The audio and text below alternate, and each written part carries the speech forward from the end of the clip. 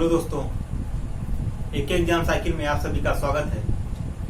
मैं आशुतोष कुमार सिद्धार्थ। आप लोगों का राज व्यवस्था चल रहा था, जिसमें कल हम देखे थे मूल अधिकार और नीति निदेशक तत्व में अंतर क्या है। मूल अधिकार तथा नीति निदेशक तत्व के बारे में अंतर क्या है, यानी फंडामेंटल राइट्स एंड डीपीएसपी में जो डिफरेंस था उसको कल देख लिए थे। आज उसी में हम आगे देखेंगे मूल अधिकार तथा नीति निदेशक तत्वों में वर्तमान में क्या संबंध है, या इसका न्यायालय दृष्टिकोण क्या है, या इसमें न्यायालय का दृष्टिकोण क्या है। राज व्यवस्था चला था हमारा,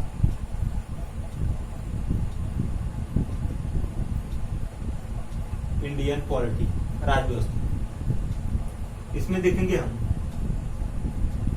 मूल अधिकार तथा नीति निदेशक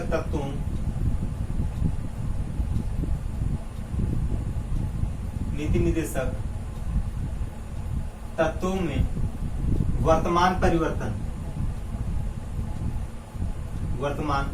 परिवर्तन या संबंध,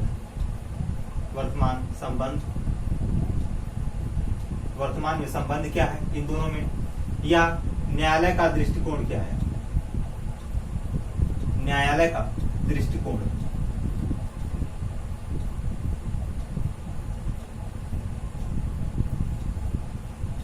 मूल अधिकार तथा नीति निदेशक तत्वों में वर्तमान में क्या संबंध है, या इसका न्यायालय का क्या दृष्टिकोण है, इसमें न्यायालय का क्या दृष्टिकोण है।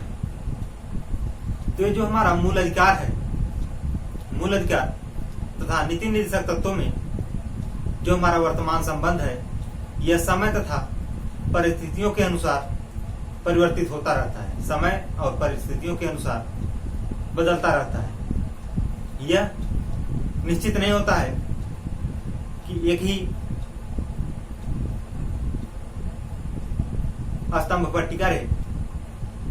इसमें जो है समय के आधार और परिस्थिति के आधार पर इन दोनों में परिवर्तन होता रहता है, मूल अधिकार में और तथा नीति निदेशक तत्व में परिवर्तन होता रहता है। इसमें सर्वप्रथम 1951 के चंपाकम दोराई राजन वर्सेस मद्रास राजवाद में एक विवाद उठा। इन दोनों को लेकर, मूल अधिकार और नीति निदेशक तत्व को लेकर एक विवाद उठा।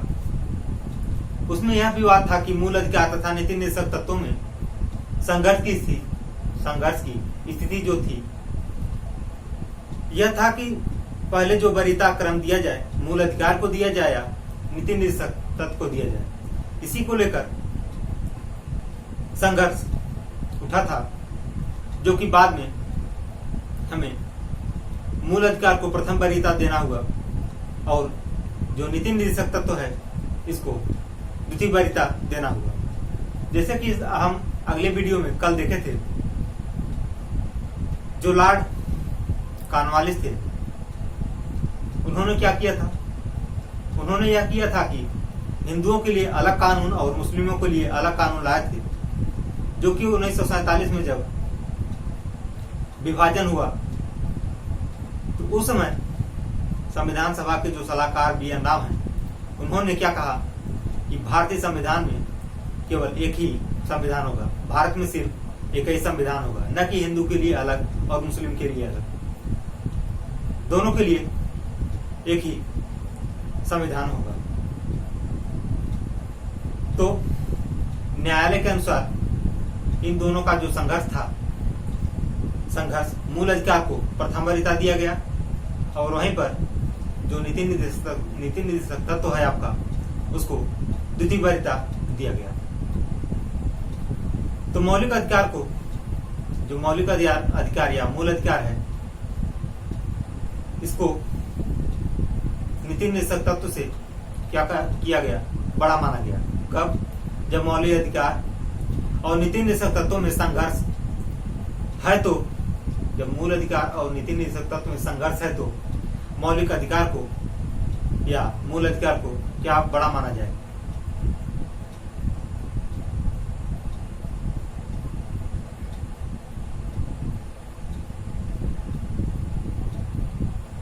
मूल अधिकार को बड़ा माना जाए। इसी के तहत हमारा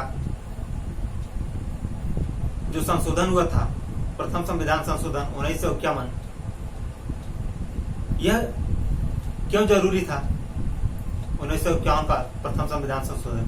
क्योंकि 26 जनवरी 1950 को भारत हमारा संविधान लागू हुआ था। भारत में संविधान लागू हुआ था 26 जनवरी 1950 को।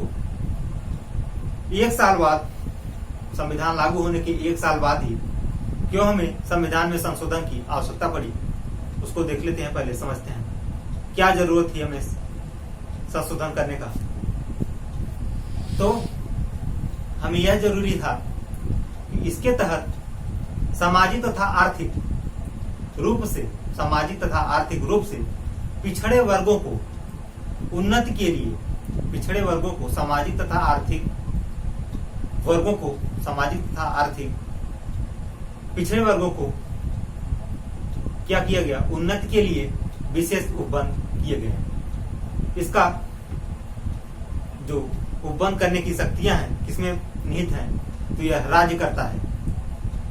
यह उपबंध राज्य के द्वारा किया जाता है और इसी के तहत हमारा जो अनुसूची 9 है उसको जोड़ा गया। यानी प्रथम संविधान संशोधन 1951 के तहत हमारा अनुसूची 9 को जोड़ा गया, जिसमें हमारा भूमि सुधार का उल्लेख किया गया है। भूमि सुधार का क्या किया गया है, उल्लेख किया गया है। और इसके अंतर्गत कानून की रक्षा के लिए अधिग्रहण आदि की व्यवस्था की गई। इसके अंतर्गत कानून की रक्षा के लिए संपत्ति अधिग्रहण की व्यवस्था की गई। और भूमि सुधार जो है आपका, भूमि सुधार तथा न्यायिक समीक्षा से जुड़े अन्य कानूनों को 9वीं अनुसूची में स्थान दिया गया या शामिल किया गया। तो इससे पहले हम इतना जो ओवरव्यू लिए हैं, इनकी जो जानकारी प्राप्त किए हैं, इसे हम नोट कर लेते हैं। इसके बाद आगे पढ़ेंगे। तो हम देखेंगे पहले मूल अधिकार तथा नीति निर्देशक तत्व में वर्तमान में क्या संबंध है, इसके बाद आगे देखेंगे।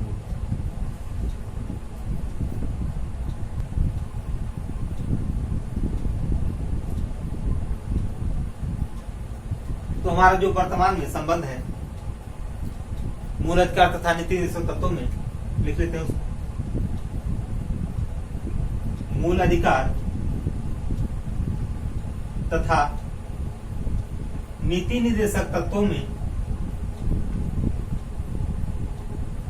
नीति निर्देशक तत्वों में जो वर्तमान में संबंध है वह समय तथा परिस्थिति के अनुसार क्या होता रहता है, बदलता रहता है, परिवर्तित होता रहता है। समय और परिस्थिति के अनुसार बदलता रहता है। नीति निर्देशक तत्वों में संबंध, वर्तमान संबंध,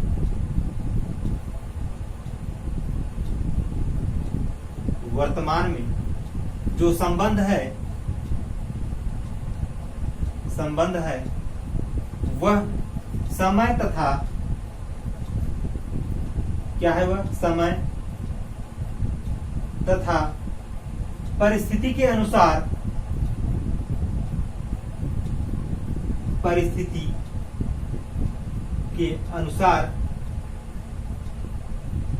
क्या होता रहता है, बदलता रहता है या परिवर्तन होता रहता है।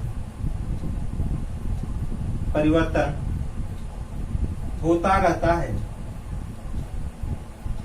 यह हमारा क्या है, वर्तमान में संबंध है या न्यायालय का दृष्टिकोण यही है। क्या दृष्टिकोण है, तो हमारा समय और परिस्थिति के अनुसार क्या होता रहता है, यह परिवर्तित होता रहता है। क्या मूल अधिकार तथा नीति निर्देशक तत्व, इतना नोट कर लीजिए। फिर इसके बाद देखेंगे हम 1951 में जो चंपाकम दुराई राजन का केसा था उसको देखेंगे। चलिए हो गया होगा।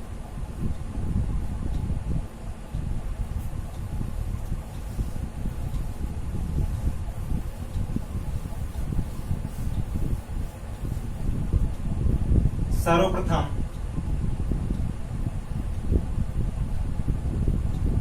उन्नीस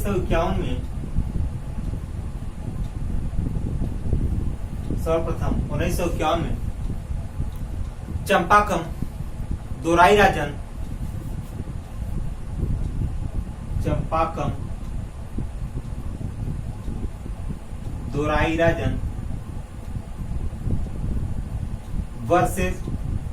वर्सेस मद्रास राज्यवाद। दोराईराजन वर्सेस मद्रास राज्यवाद।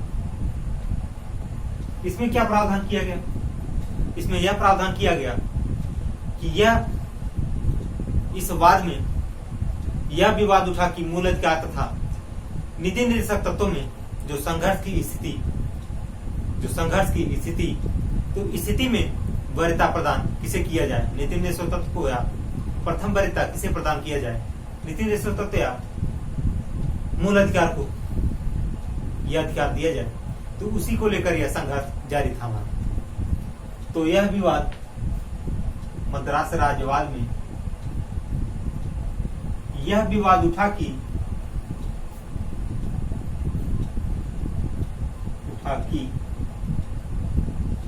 मूल अधिकार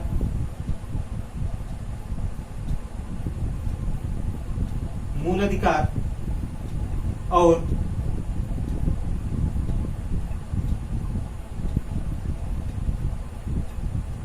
नीति निर्देशक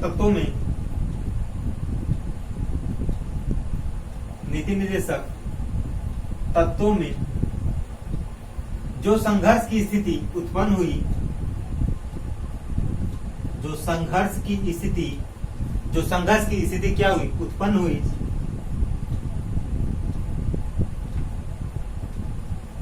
संघर्ष की स्थिति उत्पन्न हुई। इसमें यह कहा गया कि मूल अधिकार को प्रथम वरीयता दिया जाए या द्वितीय, या नीति निर्देशक तत्व को प्रथम वरीयता दिया जाए। उत्पन्न हुई कि इन दोनों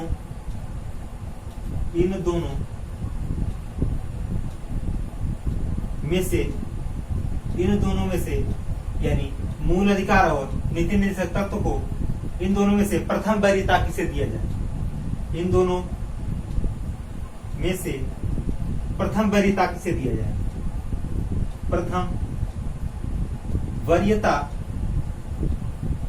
किसे दिया जाए, यानी क्या प्रावधान किया गया 1951 में जो चंपाकम दोराईराजन वर्सेस मद्रास राज्यवाद का जो केस आया था, इसके अंतर्गत मूल अधिकार तथा नीति निर्देशक तत्व में संघर्ष की स्थिति जो उत्पन्न हुई थी, इसमें यह प्रावधान किया गया कि प्रथम वरीयता किसे दिया जाए। इसी को लेकर यह संघर्ष शुरू हुआ था। तो इस वाद के तहत यह निर्धारित किया गया, यानी चंपाकम दोराईराजन वर्सेस मद्रास राज्यवाद के अंतर्गत यह प्रावधान किया गया कि जो आपका मूल अधिकार है, मूल अधिकार में हमको प्रथम वरीयता प्रदान किया गया, मूल अधिकार को प्रथम वरीयता दिया गया। प्रथम वरीयता किसे दिया जाए, तो इससे यह स्पष्ट होता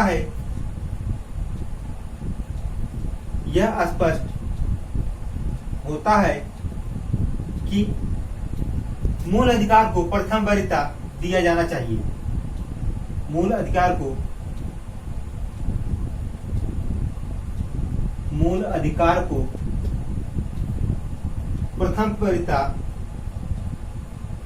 प्रथम वरीयता दिया गया। इससे यह स्पष्ट होता है कि मूल अधिकार को प्रथम वरीयता दिया गया। वहीं पर डॉक्टर डी एन राव के द्वारा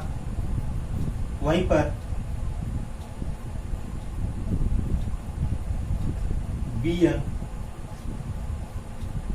राव के द्वारा, डॉक्टर बी.एन. राव के द्वारा नीति निर्देशक तत्व को द्वितीय कैटेगरी में रखा गया। Doctor BN. राव के द्वारा नीति निर्देशक तत्व को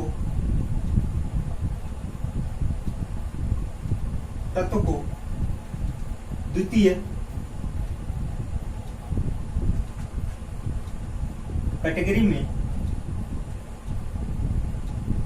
स्थान दिया गया। द्वितीय कैटेगरी में स्थान, द्वितीय कैटेगरी में क्या दिया गया? स्थान दिया गया, स्थान दिया गया। कब दिया गया था? जब लॉर्ड कॉर्नवालिस ने दो कानून को लाए थे, हिंदू के लिए अलग और मुस्लिम के लिए अलग। यह हम अगले वीडियो में चर्चा कर चुके थे इसके बारे में। तो हम प्रथम वरीयता किसको दिए? यानी न्यायालय के द्वारा इसका जो दृष्टिकोण है, दृष्टिकोण 1951 का, जो चंपाकम दुराई राजन वर्सेस मद्रास राज्यवाद है, इनके तहत यह निर्णय लिया गया कि, इस वाद में यह निर्णय लिया गया कि मूल अधिकार को प्रथम वरीयता दिया जाए और नीति निर्देशक तत्व को द्वितीय कैटेगरी में यानी द्वितीय वरीयता दिया जाए। इतना नोट कर लीजिए, फिर आगे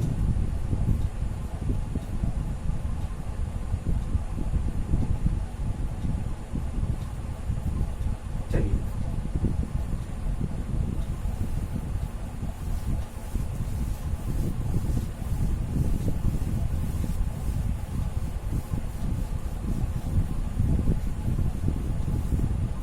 तो हम प्रथम वरीयता दे दिए, मूल अधिकार को दिया गया और द्वितीय दिया गया हमारा नीति निर्देशक तत्व को। मौलिक अधिकार या मूल अधिकार और नीति निर्देशक तत्वों में संघर्ष है तो मौलिक अधिकार को बड़ा माना जाएगा। किसको? मौलिक अधिकार को क्या माना जाएगा? बड़ा माना जाएगा। किसे? नीति निर्देशक तत्व से। मौलिक अधिकार, मौलिक अधिकार या मूल अधिकार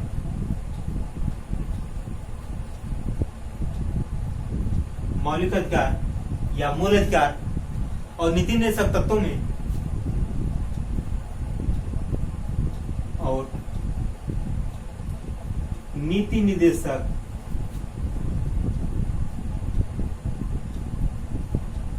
तत्वों में जब संघर्ष, नीति निर्देशक तत्वों में जब क्या हुआ? संघर्ष की स्थिति उत्पन्न हुई तो उसमें मूल अधिकार को क्या किया गया? मौलिक अधिकार को बड़ा माना गया। संघर्ष की स्थिति, संघर्ष की स्थिति हुई तो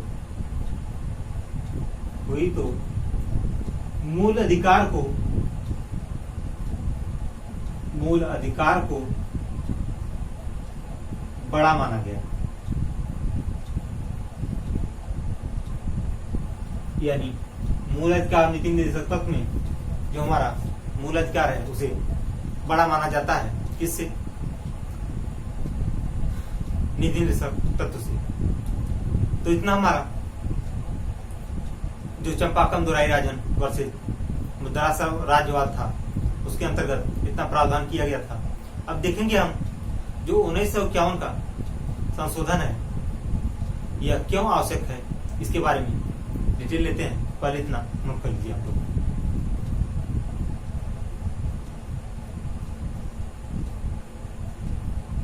चलिए, हो गया होगा, आगे देखते हैं।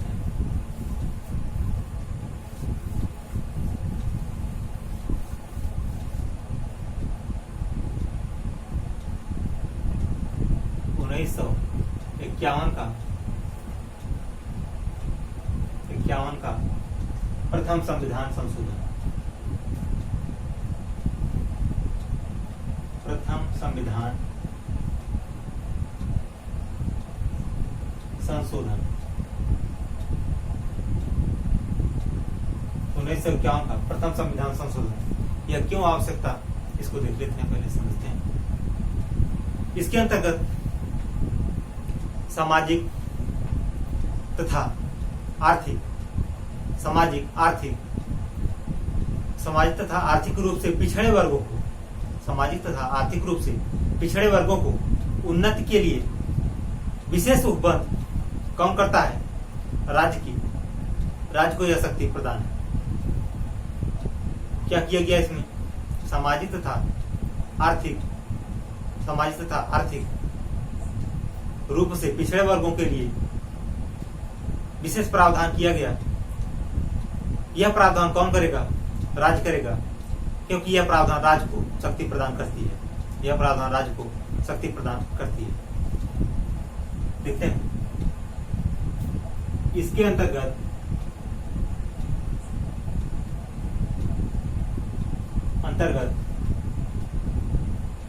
क्या है हमारा? इसके अंतर्गत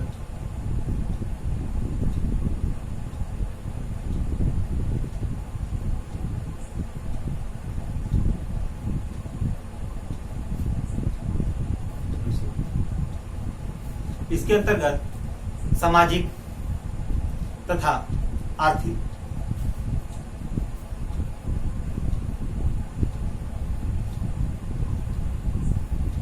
इसके तहत सामाजिक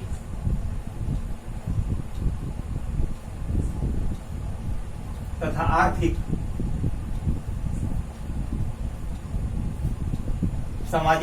आर्थिक रूप से पिछड़े वर्गों के लिए सामाजिक तथा आर्थिक रूप से पिछड़े वर्गों के लिए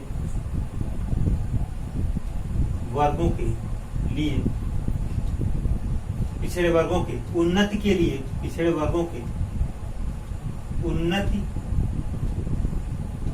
लिए विशेष प्रावधान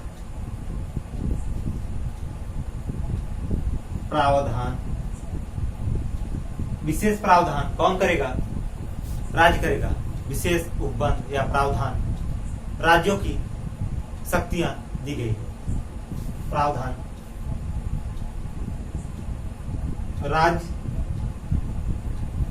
में निहित है। राज्य में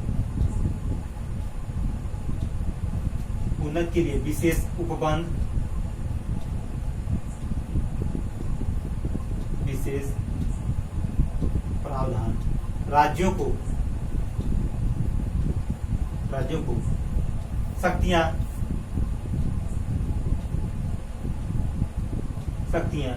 प्राप्त है। यानी 1951 का जो प्रथम संविधान संशोधन है हमारा, उसमें यह प्रावधान किया गया सामाजिक तथा आर्थिक रूप से पिछड़े वर्गों को उन्नति के लिए क्या किया गया? विशेष उपबंध किया गया, और इस उपबंध को राज्यों के द्वारा शक्तियां प्रदान है। इस उपबंध का राज्य ही शक्तियां इसको प्राप्त है, राज्य को ये शक्तियां प्राप्त है। यह 26 नवंबर हमारा जब 1950 को संविधान लागू हुआ, तो उसी समय संविधान जब लागू हुआ तो उसी के 1 वर्ष बाद ही हमारा क्या हुआ? संविधान में संशोधन की आवश्यकता पड़ी, क्योंकि इसमें भूमि सुधार और अन्य अनुच्छेद से संबंधित था, जो कि यह बहुत जरूरी था। इसलिए इसमें संशोधन किया गया। तो इतना नोट कर लीजिए आप लोग। इसके बाद देखेंगे कानूनी रक्षा के लिए संपत्ति।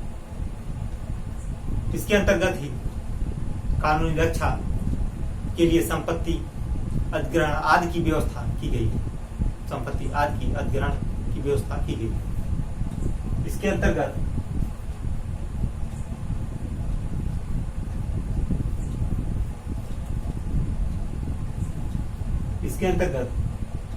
कानूनों को, इसके अंतर्गत ही कानून की रक्षा के लिए, इसके अंतर्गत कानून की रक्षा के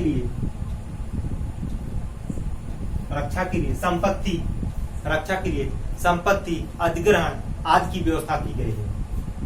रक्षा के लिए संपत्ति अधिग्रहण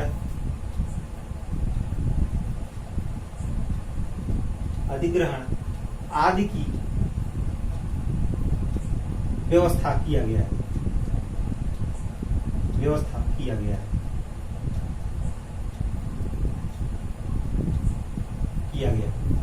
इसमें जो हमारा 51 में जो संशोधन हुआ था 1951 में सामाजिक तथा आर्थिक रूप से जो पिछड़े वर्ग हैं इनके लिए विशेष रूप से प्रावधान किया गया था, इसलिए यह कोई ज्यादा इंपॉर्टेंट था प्रथम संविधान संशोधन। तो इसमें कानून की रक्षा के लिए संपत्ति अधिग्रहण का व्यवस्था भी किया गया है और इसी में हमारा जो अनुसूची 9 है उसको जोड़ा गया। इसी के अंतर्गत अनुसूची 9 को जोड़ा गया। अनुसूची 9 में हमारा भूमि सुधार से संबंधित है, इतना नोट कर लीजिए। इसके बाद आगे देखते हैं।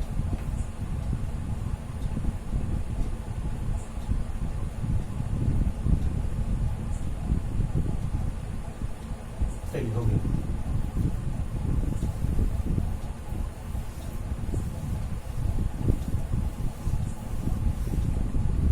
अब इसी के अंतर्गत क्या किया गया हमारा भूमि सुधार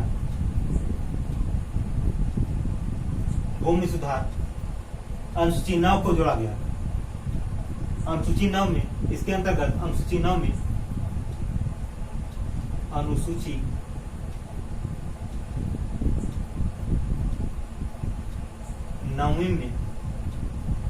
क्या जोड़ा गया हमारा भूमि सुधार। किससे संबंधित है यह भूमि सुधार से संबंधित। अनुसूची 9 जो था हमारा 1951 में यानी प्रथम संविधान संशोधन के तहत ही हमारा जोड़ा गया था, जिसमें भूमि सुधार से संबंधित है। तो इसमें न्यायिक समीक्षा से जुड़े अन्य कानूनों को 9वीं अनुसूची में क्या किया गया है स्थान दिया गया है। न्यायिक समीक्षा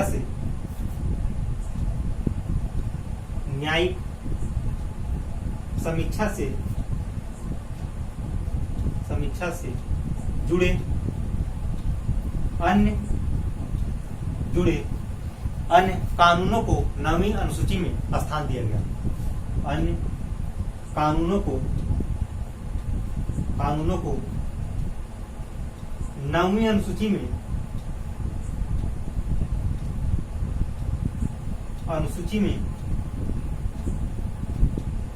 स्थान दिया गया।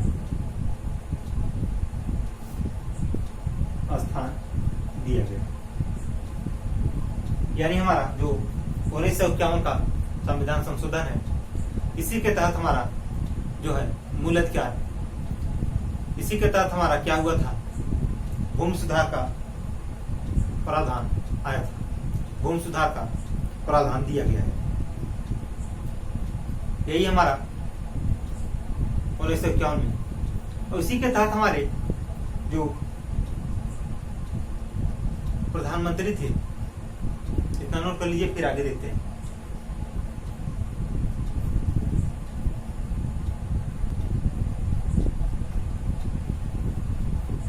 चलिए हो गया होगा, आगे देखते हैं।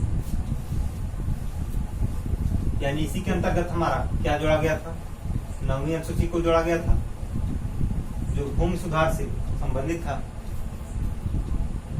और जब हमारा 26 जनवरी 1950 को संविधान लागू हुआ तो 1 वर्ष बाद ही क्या हुआ था, संविधान में संशोधन की आवश्यकता पड़ी। 26 जनवरी 1950 को जब संविधान लागू हुआ था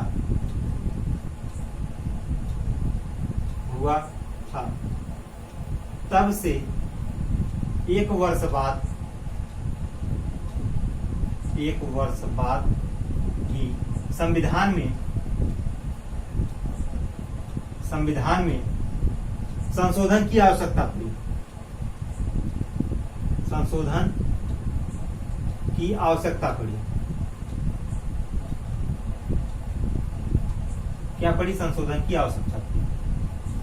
और उस समय हमारे जो प्रधानमंत्री थे कौन थे? जवाहरलाल नेहरू। उस समय प्रधानमंत्री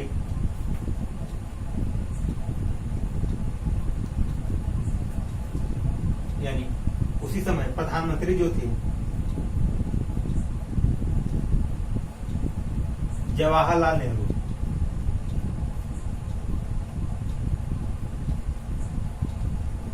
जवाहरलाल नेहरू उस समय कार्यकाल में थे। और इसी के अंतर्गत हमारा जो अनुच्छेद 31 है उसमें क्या किया गया, बदलाव किया गया।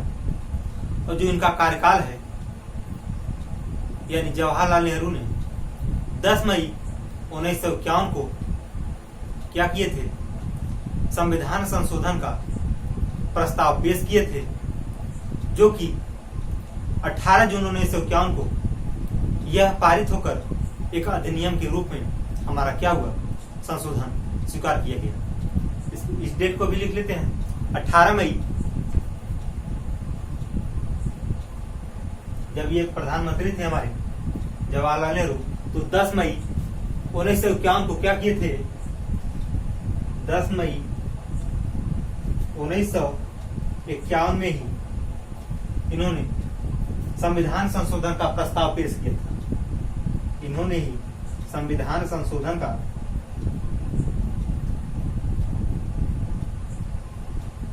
प्रस्ताव पेश किया था। प्रस्ताव पेश किया था।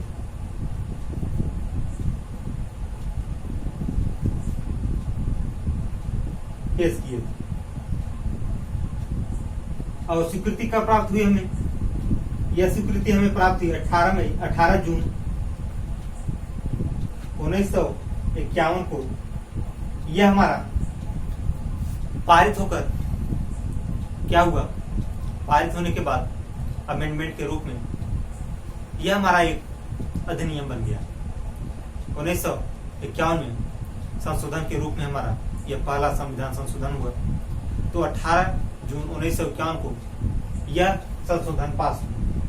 1951 को यह प्रस्ताव पास हुआ।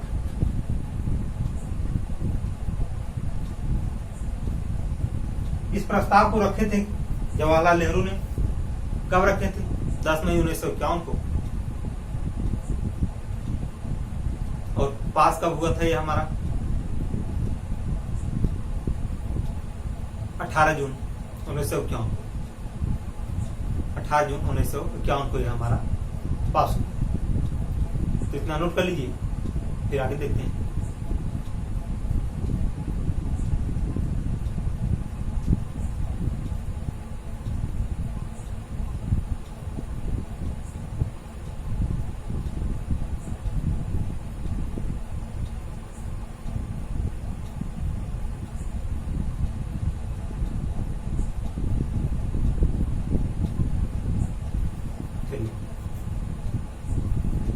और 1951 के तहत ही एक और हमारा वाद आया था, शंकरी प्रसाद वर्सेस भारत संघवाद। क्या था, एक और वाद आया था, कौन सा हमारा, शंकरी प्रसाद वर्सेस भारत संघवाद। इसको हम अगले वीडियो में पढ़ चुके हैं, जिसमें संशोधन था हमारा संविधान का संशोधन। उसमें शंकरी प्रसाद, गोलकनाथ, ये सब जितने भी वाद आए थे, 5 वाद को हम पढ़ लिए थे। तो हम देखते हैं अगला।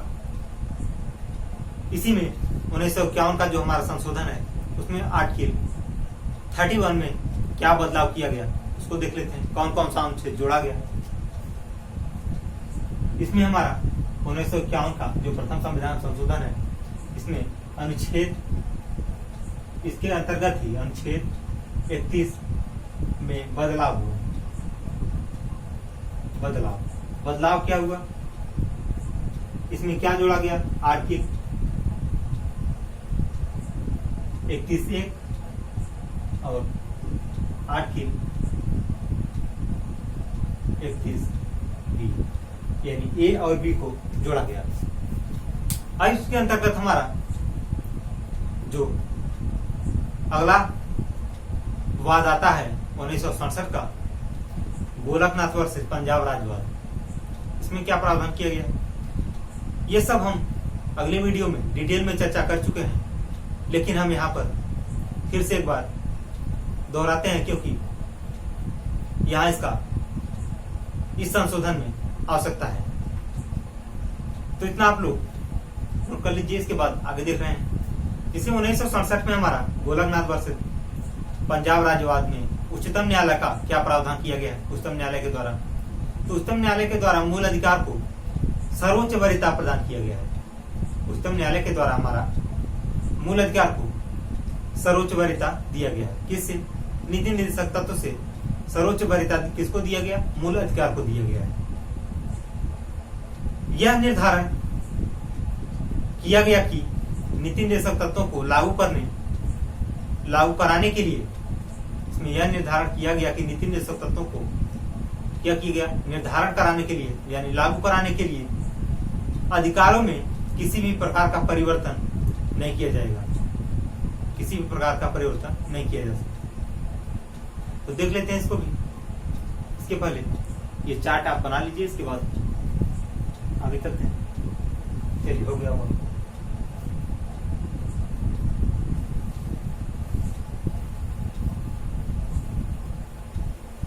प्रथम संविधान संशोधन के अंतर्गत ही हमारा जो है अगला जो आया था 1967 का गोलकनाथ वर्सेस भारत संघ, गोलकनाथ वर्सेस पंजाब राज्यवाद में क्या प्रावधान किया गया? 1967 का गोलकनाथ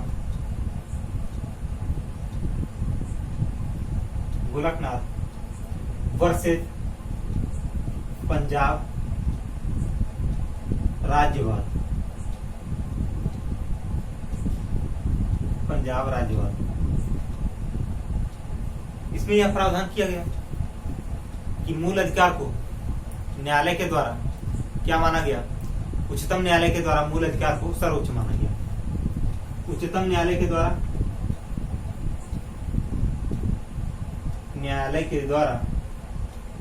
क्या गया? माना गया मूल अधिकार को सर्वोच्च। मूल अधिकार को सर्वोच्च माना गया। सर्वोच्च माना गया यानी उच्चतम न्यायालय के द्वारा मूल अधिकार को क्या माना गया? सर्वोच्च माना गया। किसके द्वारा? पंजाब राज्यवाद यानी गोलकनाथ वर्सेस पंजाब राज्यवाद के अंतर्गत ही हमारा मूल अधिकार को उच्चतम न्यायालय जो है क्या माना? इसको सर्वोच्च माना। और वहीं पर जब इसको सर्वोच्च मान लिया है, मूल अधिकार को सर्वोच्च वरीयता प्रदान किए हैं, तो यह निर्धारण किया गया कि नीति निर्देशक तत्व को लागू कराने के लिए सर्वोच्च माना गया। तब नीति निर्देशक तत्व को लागू कराने के लिए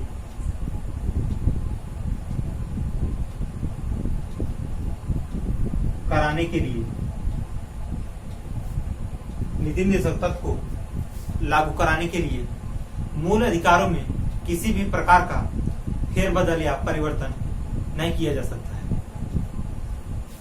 लागू कराने के लिए मूल अधिकारों में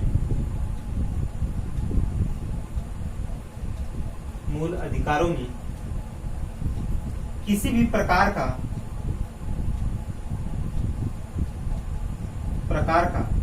क्या नहीं किया जाएगा? फेरबदल या बदलाव नहीं किया जाएगा। किसी भी प्रकार का परिवर्तन नहीं किया जाएगा।